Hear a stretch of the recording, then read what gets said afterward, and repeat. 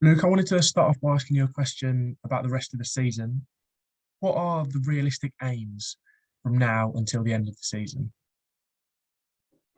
Take one game at a time, be as consistent as we were at the start of the season that got us to where we are currently now. We know we've had a really good season and we've put ourselves into a nice position to hopefully, off the back of the next 3 games, have a short break, a 10-day period to then come into the running. I think it will leave us with 12 games, knowing exactly what we need to achieve to get to where we want to get to. I'm not foolish. There's some big hitters in this division. You look at Stockport and Wrexham at the minute, they're leading the pack and they've been fantastic in the way they've done it. 2 excellent managers. We come up against a very good side in Chesterfield on Saturday, and you look around us, there's teams that have all got league experience in the top 6, top 7. So we just need to continue doing what we've been doing, getting some consistency, and hopefully the run will allow us to get into the playoffs come the end of the season.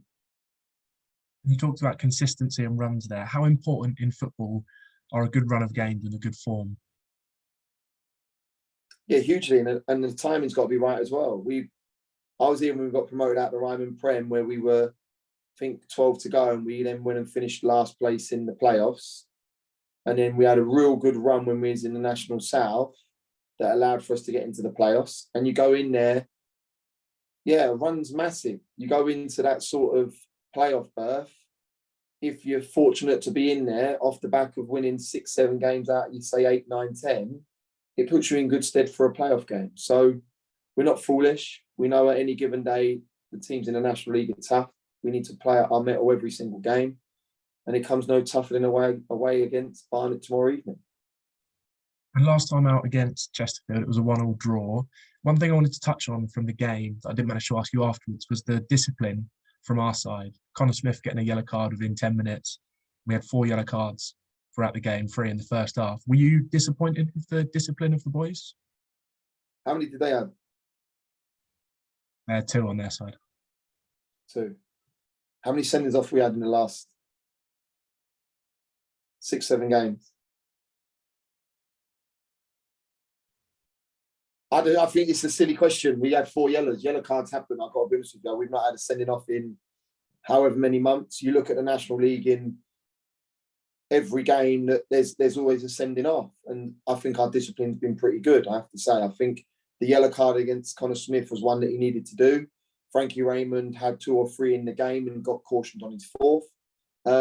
Yellow cards happen. The manner in which they happen is, for me, if they're made by tackles or intent to win a ball, then that's part and parcel of football. If it's kicking a ball away, being ill-disciplined, shouting at the ref, then I have a problem with it. I think cautions are going to happen. We've spoken at length with the group that these games, there's nitty-gritty and sendings off are going to kill us. So we're very cautious of our discipline. But I think in terms of the game on Saturday, I have no issues with what we had in terms of our yellow cards now.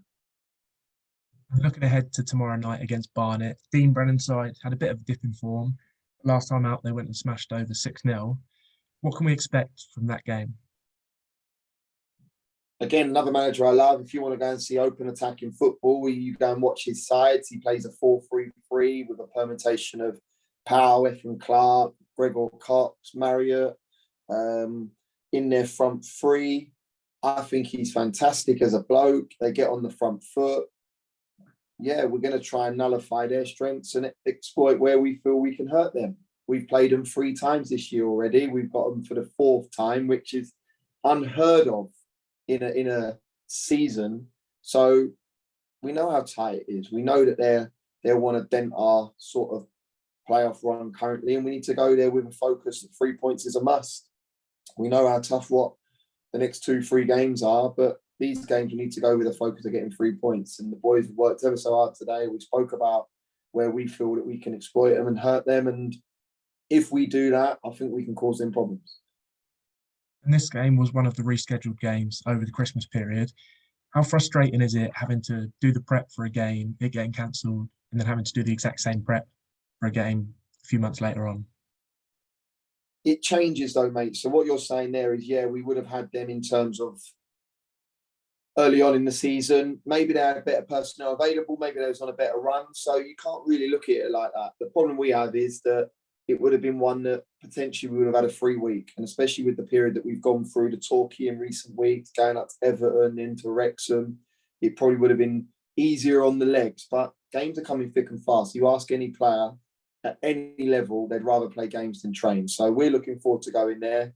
The prep's been like we have done every year. We organised ourselves, myself and Jordan, Saturday, Sunday, and we give a analysis session today on where they're good and their set piece set up, how they do their bits in terms of 1v1 defending at the back, in terms of when they have an attacking corner. So, yeah, with everything we have now, mate, in terms of the analysis, the platforms that you can utilise, for me, it's a lot easier as opposed to 3-4 years ago trying to get the footage. It was tough. So, yeah, it's just as it is any other game, mate. For us, we go and work in terms of their prep, their organisation, and we put a game plan together to try and get 3 points tomorrow evening. And the final thing I want to talk about is the fans. We've seen how well the fans come out in their numbers at the Hive in past this season. What can we expect? And is there anything you wanted to say to the fans ahead of the kickoff? Yeah, if we can repeat what we did in the FA Cup game, that was fantastic. And I say it, obviously we've had some bigger away days since that date, Bournemouth and Everton.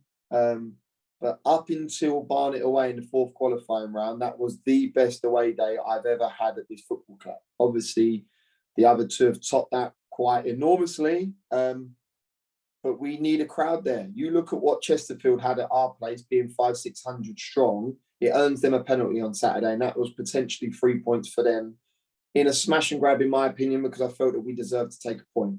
So if they can go there in their numbers like they did in the FA Cup game, trust me, you'll be doing a massive job for us, and you can be our 12th man, because when you turn up, there's no one better.